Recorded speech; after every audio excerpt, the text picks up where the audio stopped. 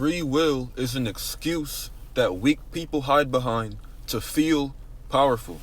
They will use and abuse the concept of free will to get validation from the world for the choices and the decisions that they make. For example, a person will get slapped in the face by somebody that they cannot beat, and they also do not possess anything that they can use to overcome that person that just slapped them in the face. So instead of feeling weak, what they will do is say, I chose to be the bigger person and not stand up for myself because I'm a Christian and God wouldn't allow that.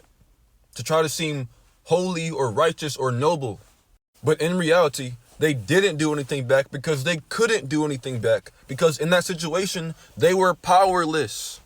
So to assume and take that power back, they'll put the power in the choice and say, I chose not to defend myself.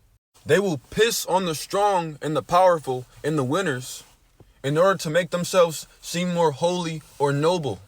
Another common example of this is people who have a job, who work for somebody else, who have a boss, pissing on entrepreneurs and people who work for themselves to make themselves feel more noble for being dependent upon somebody else for their own well-being.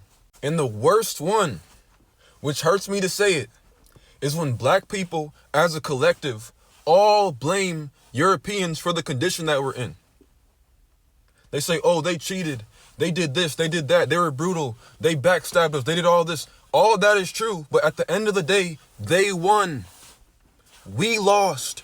We're the losers.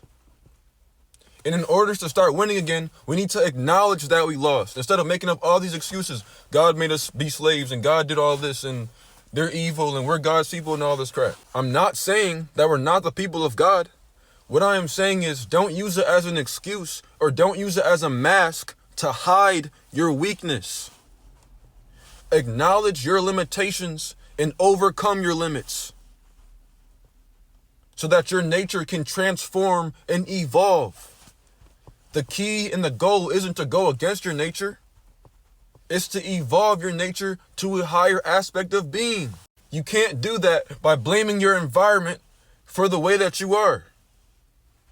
It's either you're built to win or you're built to lose. It is more dangerous to pretend like you have free will than it is to not acknowledge your limitations. You are limited to your nature. And when you go against your nature, you become even more limited than your limitations. Your limitations is what allows you to stay within the path of your destiny so that you don't build up karmic debt. Because we're all here to grow and to ascend spiritually. And how do you ascend? By awakening your heart chakra. And if you would like to learn how to awaken your heart chakra, which is your gateway to God, higher consciousness, eternal life, and helps you break the cycle of reincarnation, click the link in my profile bio and read my book, Awakening the Divine Mind.